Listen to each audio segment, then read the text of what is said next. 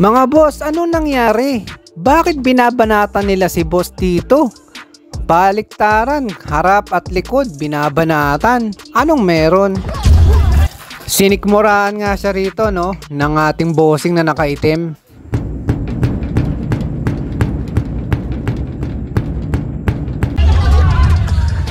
Sa pangalawang beses, binanata naman siya sa bandang tagiliran.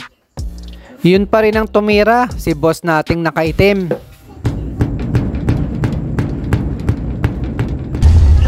At ito nga mga lupit mga boss, ikatlong beses, patalikuran naman siyang binira ng nakaitim ulit.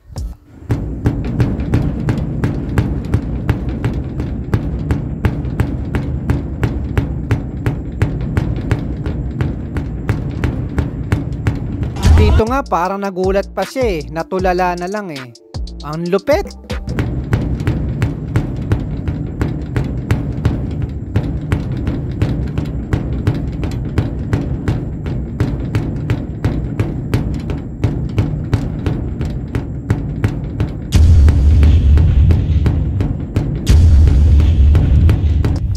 Ano sa tingin niyo mga boss ang nangyayari sa laro na to? Bakit lagi siyang pinupunteriya nung nakaitim?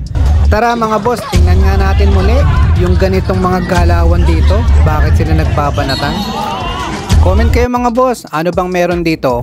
Hazing ba to?